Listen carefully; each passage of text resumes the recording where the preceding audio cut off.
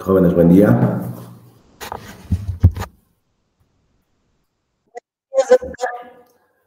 Hoy día vamos a terminar lo que es el capítulo de cardiopatía isquémica y vamos a hablar de un cuadro algo más benigno que el que hemos visto días anteriores, que es la angina crónica, y unos conceptos sobre factores de riesgo y prevención cardiovascular. La angina crónica, hasta hace pocos años se llamaba angina crónica estable.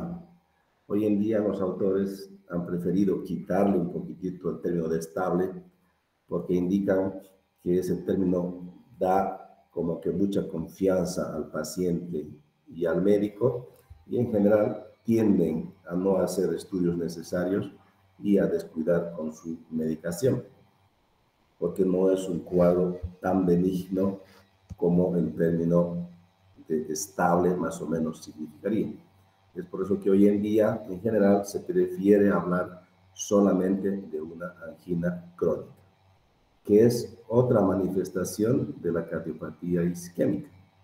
Y hoy en día, como comentábamos el primer día, inclusive está catalogado como un componente del síndrome coronario crónico, para diferenciar del síndrome coronario agudo que hemos visto ya en las clases anteriores. ¿Cómo se caracteriza o por qué se caracteriza una angina crónica? Pues porque el paciente sí tiene enfermedad coronaria, todas estas personas sí tienen enfermedad coronaria, sí tienen manifestaciones clínicas compatibles con isquemia miocárdica, sí tienen algunos estudios complementarios que demuestran isquemia miocárdica, pero a diferencia de los anteriores cuadros, su forma de presentación, su severidad en general se mantiene constante, sin cambios, por lo menos los 2 últimos meses. Es decir, la persona tiene angina en clase funcional 2, con moderados esfuerzos, y va a permanecer así durante mucho tiempo. Pero, una vez más, no es para confiarse, sino que estas personas deben recibir un seguimiento y hacer los estudios complementarios necesarios para que en su determinado momento también puedan beneficiarse de alguna intervención que sea más favorable para ellos en relación a solamente el tratamiento farmacológico. El dolor que ya hemos hablado y que han visto en semiología, pues es la característica más importante de todas las personas que tienen cardiopatía isquémica, aunque una vez más hay que recordar que pueden haber personas sin dolor, pueden haber personas que tienen equivalentes anginosos, como la disnea, arritmias, etc. Y antiguamente, por lo menos, este es un cuadro antiguo, la angina se lo dividía en lo que es la angina típica, que pocas veces ya lo podemos ver, pero si tenemos la suerte, una angina típica tiene estos 3 componentes. Dolor, con las características isquémicas que hemos mencionado, opresivo, retroesternal, etcétera, que está desencadenado por el esfuerzo físico, el estrés emocional y además cede con el reposo. Si tiene estos 3 componentes, se dice que es una angina típica, clásica, que una vez más, ojalá pues todos los pacientes vendrían de esta forma y el diagnóstico sería algo sencillo. Pero lamentablemente no sucede eso, entonces hay que estar atentos en personas que tengan factores de riesgo, porque la angina puede no ser típica, se llama angina típica, si de estos 3 componentes solamente tiene 2, no tiene los 3 componentes, que posiblemente sea lo más frecuente, y decimos que no es anginoso cuando solamente tiene un componente de estos 3. Y una vez más, para reforzar el concepto de que no todos van a tener dolor, pero puede haber algunos equivalentes anginosos. La clasificación de la severidad de la angina crónica es similar al de la disnea en cuanto a la clasificación de la New Yorker, y básicamente hace referencia a con qué tipo de actividad va a desencadenarse, en este caso, la angina. Es así que se llama angina en clase funcional 1, si se presenta solamente en grandes esfuerzos, moderados esfuerzos, pequeños esfuerzos o en reposo. Importante en todo cuadro sospechoso de cardiopatía isquémica, puedes hacer un electrocardiograma mínimamente de 12 derivaciones. Pero acá hay que tener el siguiente cuidado. En la angina crónica, la isquemia es transitoria. El dolor de la angina, la isquemia que se presenta en la angina es transitoria. Dura 5, 8, hasta 10 minutos. Por eso es que la angina típica se desencadena básicamente con el estrés emocional o el esfuerzo físico. Cuando pasa esos estímulos, cede la isquemia y el paciente está completamente asintomático. En la consulta, en la emergencia, es poco probable que una persona con angina crónica llegue a la emergencia con el dolor. Habitualmente llega a la emergencia o la consulta cuando ya no tiene dolor. Y nosotros hacemos un electrocardiograma y por lo menos en el 50% de estas personas su electrocardiograma va a ser normal. ¿Por qué? Porque en ese momento ya no está con dolor. Sin embargo, en algunas personas podemos ver alteraciones del segmento ST, la onda T. Las personas pueden haber tenido ya un infarto previo y podemos ver en el electrocardiograma. Podemos ver también algunos otros alteraciones como el bloqueo de rama izquierda, extrasístoles ventriculares. Pero recordar una vez más que si la persona está sin dolor, habitualmente no vamos a encontrar alteraciones en el electrocardiograma. Por eso, una vez más, les recalco que considerar los factores de riesgo y considerar la edad del paciente más las manifestaciones clínicas es mucho más importante que un solo estudio complementario como un electrocardiograma.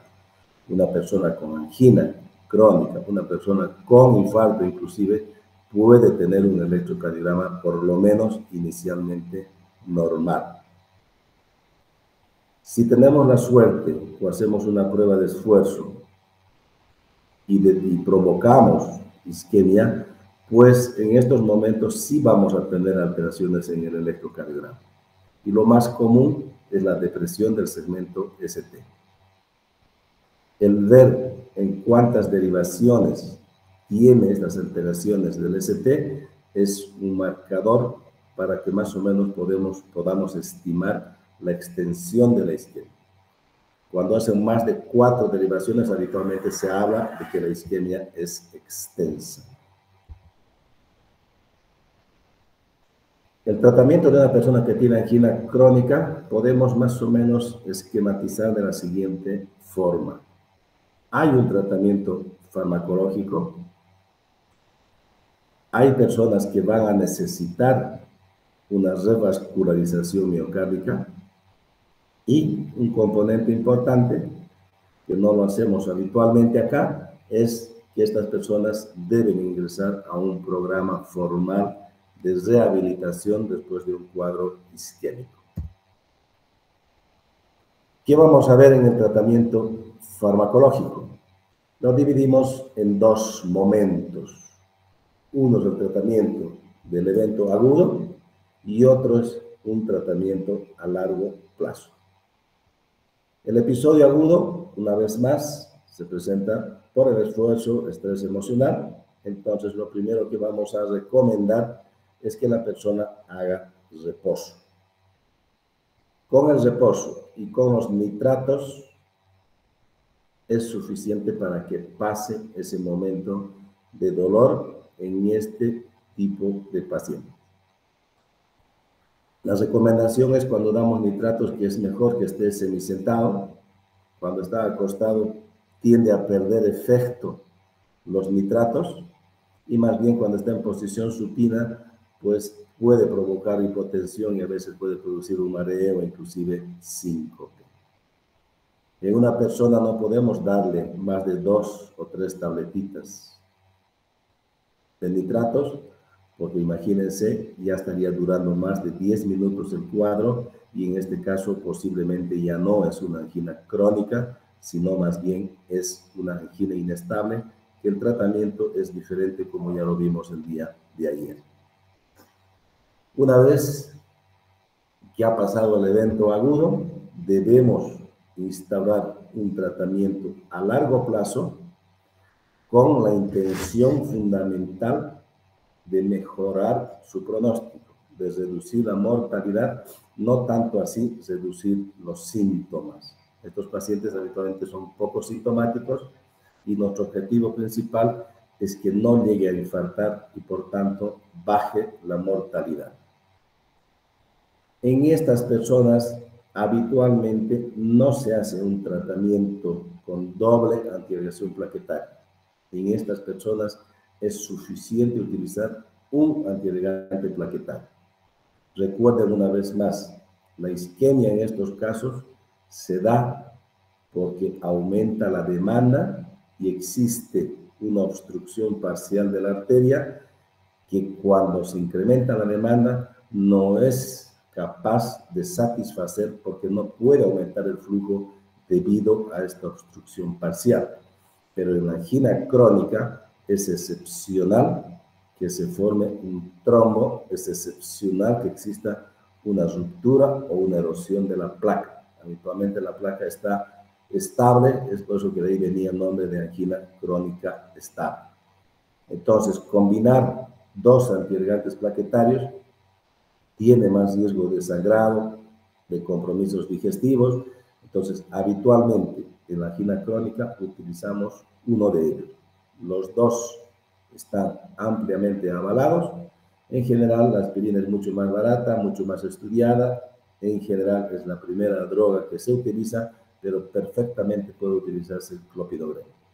Si tiene problemas digestivos, por ejemplo, es más tolerable el clopidogrel, así que podemos elegir perfectamente el clopidogrel. Cualquiera de los 2 están avalados para usar a largo plazo.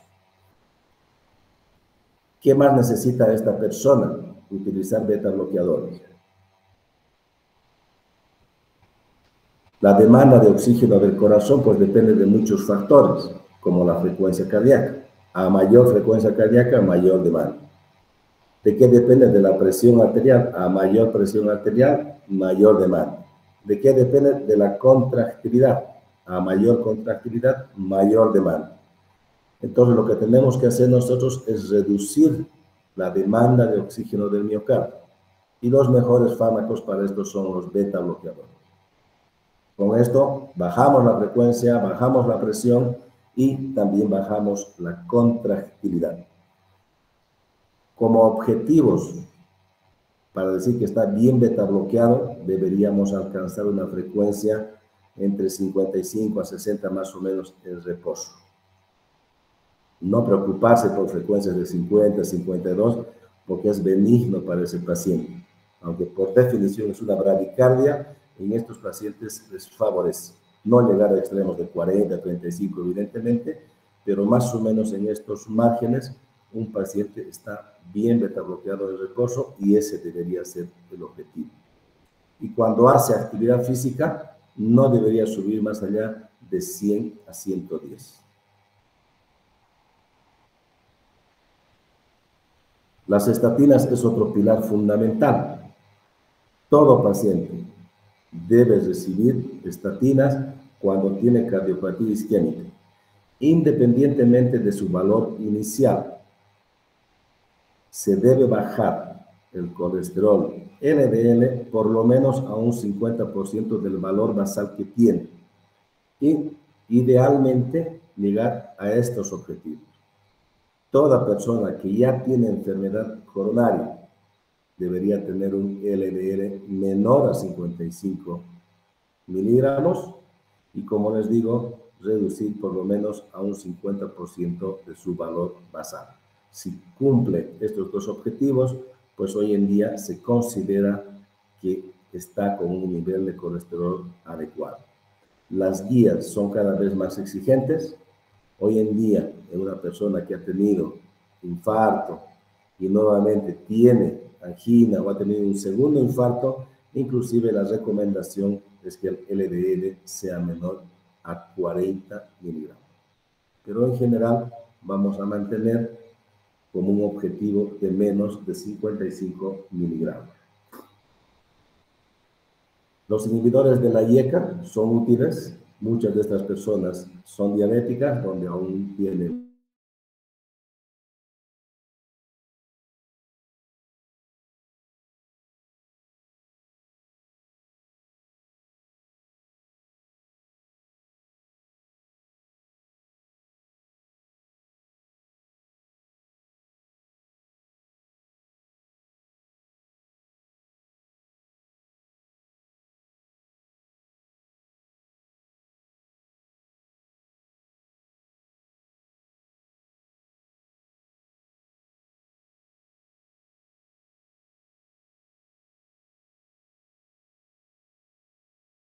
que el paciente ya esté bien beta bloqueado, siga hipertenso, por ejemplo, y utilicemos amlodipino con el objetivo de controlar la presión arterial, pero en un paciente que ya esté beta bloqueado para que no aumente la frecuencia cardíaca. Y los nitratos, si bien son útiles para aliviar el episodio agudo, no tienen influencia a largo plazo, no bajan la mortalidad a largo plazo en este grupo de pacientes. Además del tratamiento farmacológico que hemos instaurado en estos pacientes, nosotros tratamos de identificar algunos criterios de alto riesgo que justifiquen hacer alguna intervención. Uno de los más utilizados es hacer una prueba de esfuerzo. Lo clásico, lo básico, es hacerlo en una banda o en una bicicleta, y básicamente, ¿qué es? Exigirle al corazón. Exigirle al corazón, tratar de provocar la isquemia miocárdica, pero nosotros controlar algunos criterios para que nos permita tomar decisiones.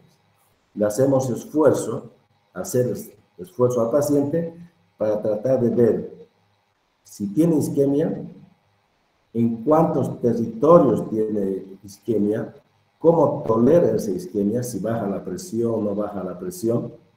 Nos permite estratificar un poquito el pronóstico. Si una persona tolera muy bien el esfuerzo físico, podemos mantener perfectamente solamente con tratamiento farmacológico y no hacer un procedimiento invasivo. ¿Qué es lo que más vemos en una prueba de esfuerzo? Alteraciones del segmento ST, sobre todo infradesnivel del segmento ST, con los criterios que hemos hablado. A veces puede haber supradesnivel del segmento ST transitorios, que se considera un signo también de mal pronóstico. Lo más frecuente que existe es infradesnivel del segmento ST. Las alteraciones de las ondas T en forma aisladas son inespecíficos, hay que ver el contexto. Pues si tenemos alteraciones del electro más un dolor de pecho durante el esfuerzo, atribuimos obviamente que eso es por isquemia miocárdica y posiblemente estas personas sí van a necesitar algún procedimiento invasivo. Otro estudio fundamental es hacerle una ecocardiografía. La ecocardiografía es un estudio muy útil, accesible, relativamente barato, vamos a decir, desde 500 a 650 bolivianos más o menos en forma particular en Cochabamba, así que es un método accesible, muy útil, que nos va a ver cómo está la contractilidad del corazón. Además, obviamente, nos permite ver cómo están las válvulas, si hay hipertrofia, etc. Si el paciente ha tenido un infarto previo, vamos a poder ver acá lo mismo, algunas secuelas como aneurismas, y las personas con estenosis aórtica, miocardiopatía hipertrófica, pueden tener en sus manifestaciones dolor, tienen disnea, y a veces en su electrocardiograma también podemos tener alteraciones del segmento ST que podemos confundir con una angina crónica normal. En estos pacientes, si bien puede también coincidir con enfermedad coronaria, el solo problema valvular, en este caso, o del miocardio, puede ocasionar manifestaciones clínicas similares al paciente que tiene angina crónica. Y es muy útil hacer un ecocardiograma porque con eso vamos a poder hacer el diagnóstico diferencial. La ecocardiografía es útil no solamente en reposo. La ecocardiografía también es tremendamente útil cuando al paciente le sometemos a algún esfuerzo, ya sea físico o farmacológico, si no puede hacerlo. Es el mismo concepto que hemos visto con la ergometría, hacemos lo mismo pero con ecocardiografía. ¿Cuál es la gran ventaja de hacer con ecocardiografía? En personas que tengan algunas alteraciones del segmento ST, por alguna otra enfermedad, porque tienen hipertrofia, porque tienen preexcitación, porque tienen un bloqueo de rama, etc. En la ergometría, básicamente evaluamos el electrocardiograma, además de la parte clínica, obviamente, de la presión arterial. Si ya tiene alteraciones del segmento ST basales, nos es difícil diferenciar en la prueba de esfuerzo si esta prueba de esfuerzo es realmente positiva o no. En cambio, en la ecocardiografía, además de ver el electro, que también es un componente, vemos la contractilidad, vemos cómo está el miocardio con el esfuerzo. Si tiene isquemia, va a haber algunas zonas que no se contraen normalmente, independientemente de la parte eléctrica. Entonces nosotros tenemos mayor utilidad con este estudio, sobre todo en las personas que tienen alteraciones en el electrocardiograma. Las guías recomiendan en lo posible hacer una prueba de imagen y no solamente conformarnos con una ergometría. Sobre todo en personas del sexo femenino que tienen mayor probabilidad de tener falsos positivos. El tener una prueba positiva en una ergometría no tiene especificidad del 100%. Está alrededor del 55-75% más o menos, por tanto pueden haber falsos positivos. Con la ecocardiografía vamos a tener menos falsos positivos y además es más sensible. Entonces, en lo posible, deberíamos recurrir a una ecocardiografía. La limitante acá es el costo. Si bien la ecocardiografía en reposo cuesta alrededor de 500, 700 bolivianos a lo sumo, una ergometría está entre 350 y 450 bolivianos, una ergometría con fármacos como la dobutamina ya llega a costar como 1.700, 1.800 bolivianos aproximadamente. Otro método que se está descrito, pero que acá en Cochabamba en una temporada hacíamos con relativa frecuencia, porque la universidad tiene un servicio de gamografía, que antes estaba en el Hospital Piedra, pero ahora tiene un lugar independiente. Es un método también que se puede utilizar. Los mismos conceptos más o menos de la prueba de la ecografía con esfuerzo físico o con dobutamina.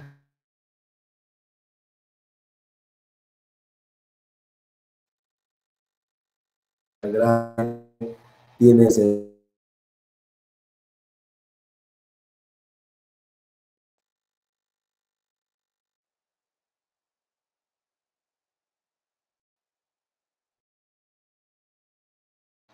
también utilizar este método para esos objetivos.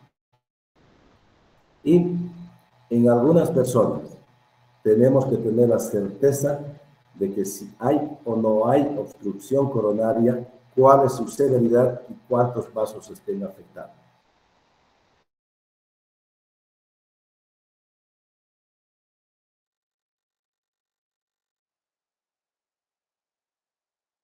Con certeza si están tapadas o no, en qué porcentaje, cuántas arterias.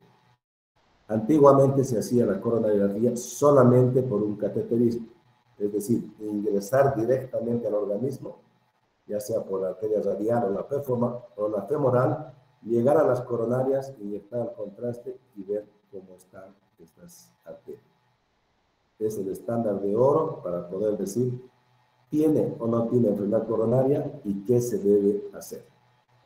En la angina crónica, en personas que tienen progresión de su enfermedad o en pruebas que le hacemos como la ergometría, vemos que tiene alto riesgo, entonces podemos nosotros hacer una coronariografía. No en todas las personas, pero si el riesgo es alto, hacemos una coronariografía y de acuerdo al resultado vamos a ver si necesita una angioplastía o necesita una cirugía.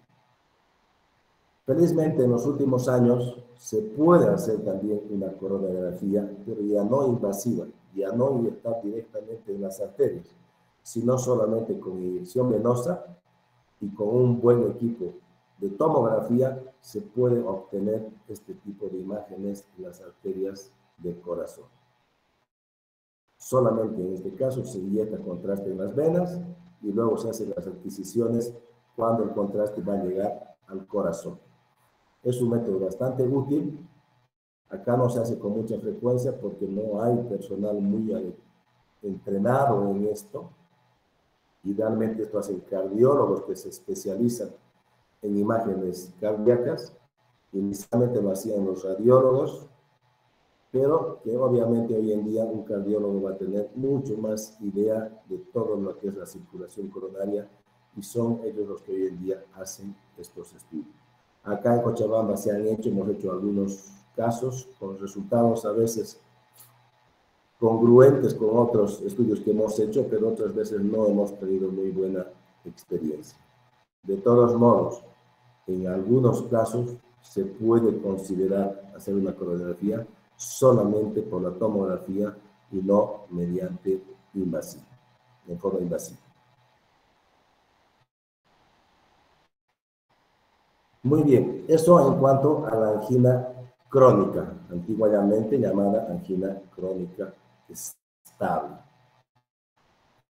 Ahora vamos a ver algunas recomendaciones sobre los factores de riesgo y la prevención cardiovascular. Una vez más, siempre tratar de guiarse por recomendaciones que vienen de grandes escuelas, la escuela americana, la escuela europea. Hay otras sociedades grandes que permanentemente publican sus recomendaciones. ¿Y qué vamos a decir en esta parte? Si bien nosotros no estamos viendo, por lo menos en la práctica, aunque lamentablemente no tenemos estadísticas serias,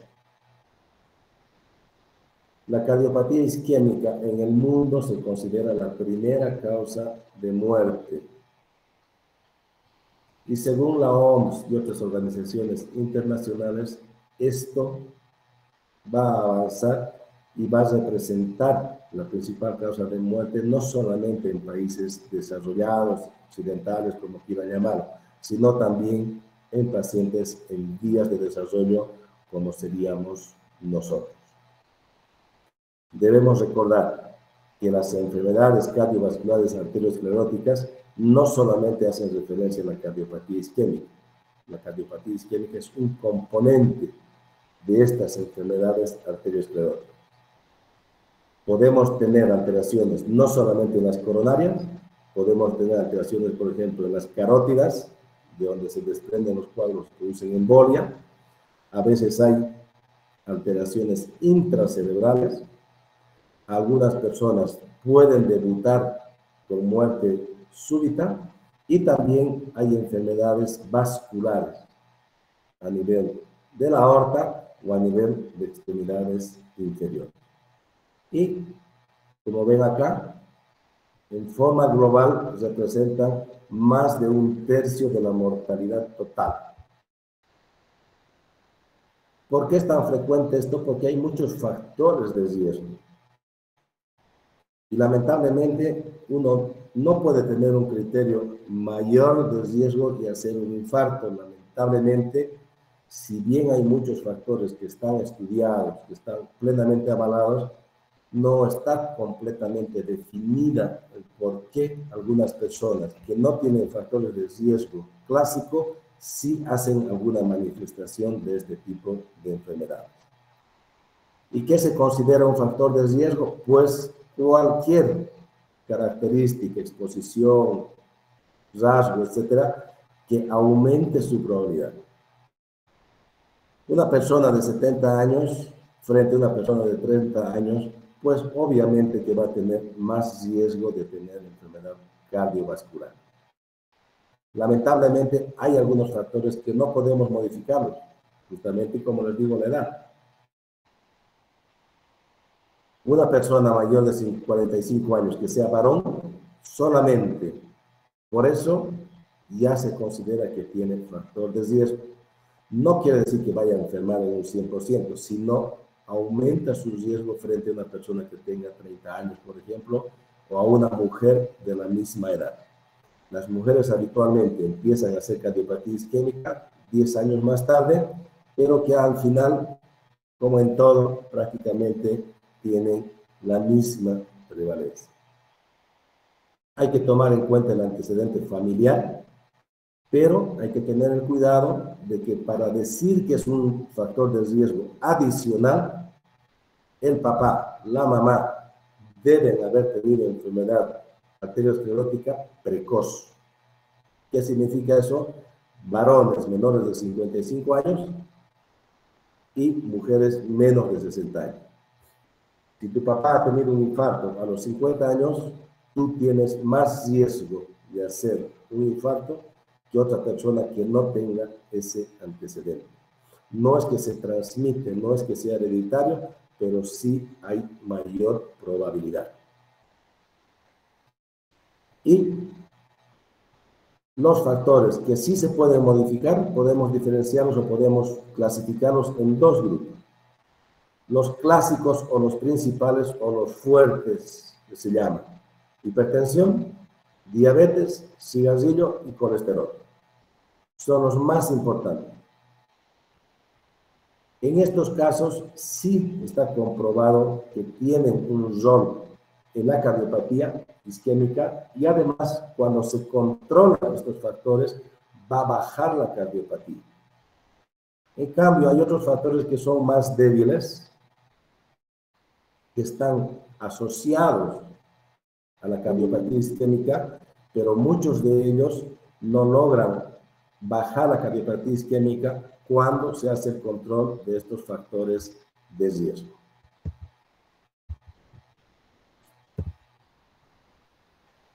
¿A qué llamamos prevención cardiovascular? Básicamente, si es primaria la prevención, es antes de que se presente la enfermedad, la primera manifestación de la enfermedad.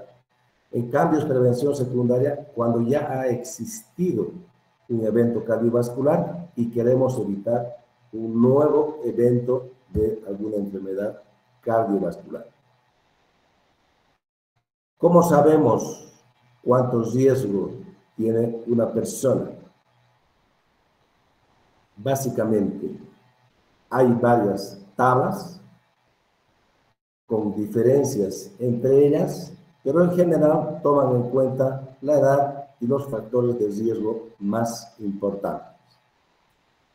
La recomendación es que idealmente cada país debería tener su propia tabla, porque no es lo mismo una persona que ha nacido y que ha vivido en Cochabamba a una persona que ha nacido y que ha vivido en Nueva York, por ejemplo. El ambiente es diferente, el antecedente familiar es diferente, la alimentación es diferente, la mortalidad es diferente, por tanto, cada lugar, cada país debería tener sus propias tablas. Es difícil porque hay que hacer seguimiento durante muchísimos años, así que hoy en día nosotros habitualmente nos guiamos en algunas recomendaciones de otro tipo de población. Pero ¿cómo podemos resumirlo?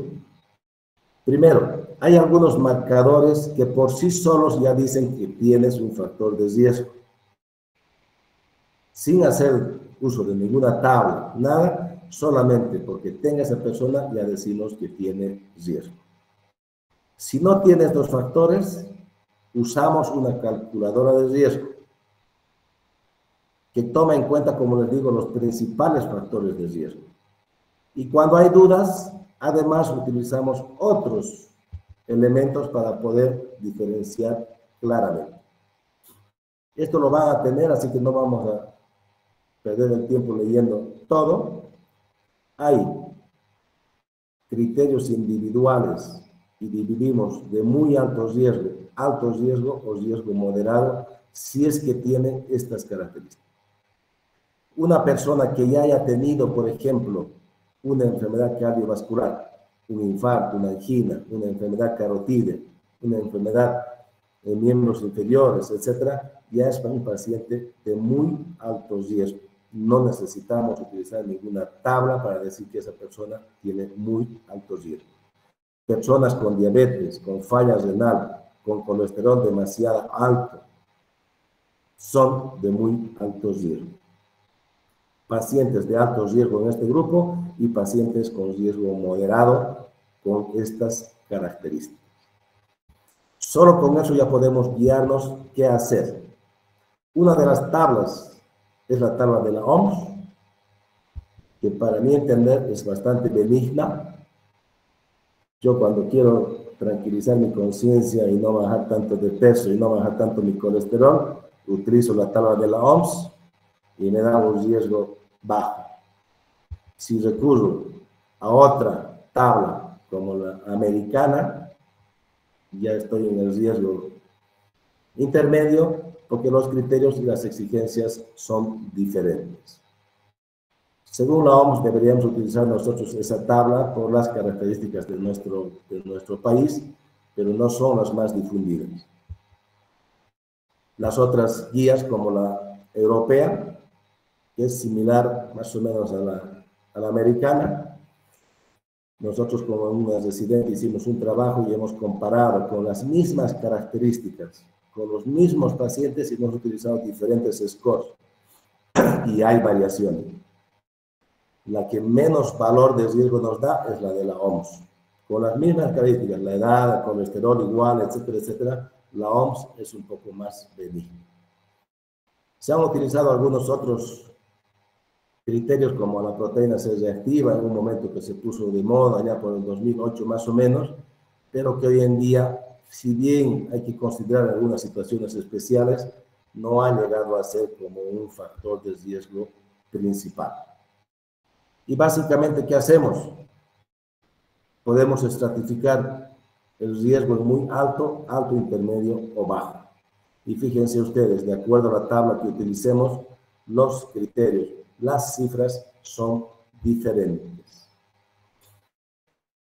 Si no podemos definir claramente con los criterios individuales y con la tabla, todavía tenemos otras opciones, como el score de calcio, por ejemplo, estudios de placas a nivel de carótidas, a nivel de femorales, etcétera. Enfermedades inflamatorias como la artritis reumatoidea, por ejemplo, aumenta el riesgo, más o menos se multiplica por 1.5. Si tienes artritis reumatoidea, que haces una estratificación del riesgo, aumentas por 1.5 más y ese va a ser el valor real. Los objetivos principales para bajar el riesgo cardiovascular que deberíamos todos nosotros tratar de cumplir, difundir y tratar de que por lo menos nuestros familiares directos lo cumplan, serían estos. Obviamente comer sano, hacer actividad física que cada vez nos exigen más, 30, 60 minutos por día, no fumar, controlarse el peso, controlar tu presión, tu azúcar, tu riñón, tu colesterol y dentro de estos lo que más hacen énfasis, el colesterol LDL. Personas de muy alto riesgo tienen que tener un LDL menos de 55. De alto riesgo, menos de 70. Moderado, menos de 100. Y el riesgo bajo, lo mismo. Hay discusión. Aquí hemos puesto, según la OMS, hasta 190. Hoy en día no es muy bien visto esto. En general deberíamos tener menos de 130. Y los triglicéridos, si bien idealmente debería estar menos de 150, no son factores de riesgo tan importantes como el colesterol y habitualmente son más fáciles de controlar con la dieta. Hasta acá, jóvenes, lo que es la cardiopatía isquémica, con esta manifestación que hemos visto, que es la angina crónica, y algunos conceptos sobre los factores de riesgo más importantes y las recomendaciones de qué es lo que deberíamos manejar para tratar de reducir este riesgo. Una vez más, si tienen preguntas, si no, continuamos mañana con el próximo tema.